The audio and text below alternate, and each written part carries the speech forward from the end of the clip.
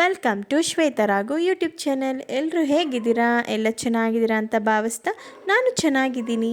ಈಗ ಕಾರ್ತಿಕ ಆಗಿರೋದ್ರಿಂದ ನಾವು ನಾನ್ ವೆಜ್ ತಿಂತಾ ಇಲ್ಲ. ಹಾಗಾಗಿ ನಾನ್ ವೆಜ್ ಸಮವಾಗಿ ಏನಾದರೂ ಡಿಫ್ರೆಂಟಾಗಿ ತಿನ್ನಬೇಕಲ್ವ, ಹಾಗಾಗಿ ಮಶ್ರೂಮಲ್ಲಿ ಕಬಾಬ್ ಮಾಡಿದ್ದೀನಿ. ನಮ್ಮ ಮಕ್ಳಿಗಂತೂ ತುಂಬ ಇಷ್ಟ ಆಯಿತು. ಬನ್ನಿ ಮಾಡೋದು ಹೇಗೆ ಅಂತ ನೋಡ್ಕೊಂಡು ಬರೋಣ.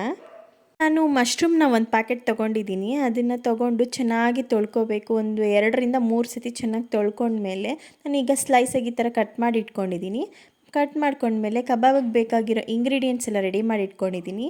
ಕಾರ್ನ್ಫ್ಲೋರು ಮತ್ತು ಖಾರದ ಪುಡಿ, ಕಬಾಬ್ ಪೌಡರು, ಶುಂಠಿ ಬೆಳ್ಳುಳ್ಳಿ ಪೇಸ್ಟು ಮತ್ತು ಉಪ್ಪು ತೊಗೊಂಡಿದ್ದೀನಿ.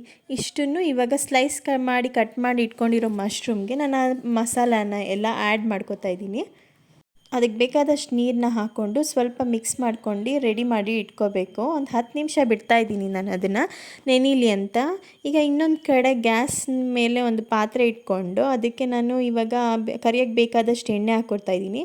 ಎಣ್ಣೆ ಹಾಕ್ಕೊಂಡ ನಂತರ ನಾನು ಒಂದೊಂದೇ ಕಬಾಬ್ನ ಹಾಕೋತಾ ಇದ್ದೀನಿ. ಬಿಸಿ ಆದಮೇಲೆ ಎಣ್ಣೆನ ಕಬಾಬೆಲ್ಲ ಹಾಕೊಂಡ್ಮೇಲೆ ಅದು ಚೆನ್ನಾಗಿ ಫ್ರೈ ಆಗೋಕ್ಕೆ ಬಿಡಬೇಕು. ಚೆನ್ನಾಗಿ ಫ್ರೈ ಮಾಡ್ಕೋಬೇಕು.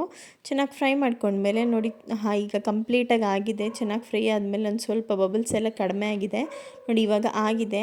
ನಾನೀಗ ಒಂದು ರೌಂಡ್ ತೆಗೆದಿದ್ದೀನಿ. ಮಶ್ರೂಮ್ ಕಬಾಬ್ ಆಗಿರೋದನ್ನು ಇನ್ನೊಂದು ರೌಂಡ್ ಹಾಕಿದ್ದೀನಿ. ತುಂಬ ಚೆನ್ನಾಗಿರುತ್ತೆ. ಬೇಕಂದರೆ ಇದಕ್ಕೊಂದು ಸ್ವಲ್ಪ ಗರಂ ಮಸಾಲ ಆ್ಯಡ್ ಮಾಡ್ಕೋಬೋದು. ತುಂಬ ಚೆನ್ನಾಗಿರುತ್ತೆ. ಒಂದು ಸತಿ ಈ ಥರ ರೆಸಿಪಿನ ಟ್ರೈ ಮಾಡಿ. ಡಿಫ್ರೆಂಟಾಗಿರುತ್ತೆ. ಮಶ್ರೂಮು ಹೆಲ್ದಿ, ಅದು ಸೇಮ್ ಕಬಾಬ್ ಹೇಗಿರುತ್ತೋ ಅದೇ ಸಮವಾಗೇ ಇರುತ್ತೆ. ಈ ಮಶ್ರೂಮ್ ಕಬಾಬ್ ತುಂಬ ಚೆನ್ನಾಗಿತ್ತು. ನಮ್ಮ ಮಕ್ಳಿಗಂತೂ ತುಂಬ ಇಷ್ಟ ಆಯಿತು.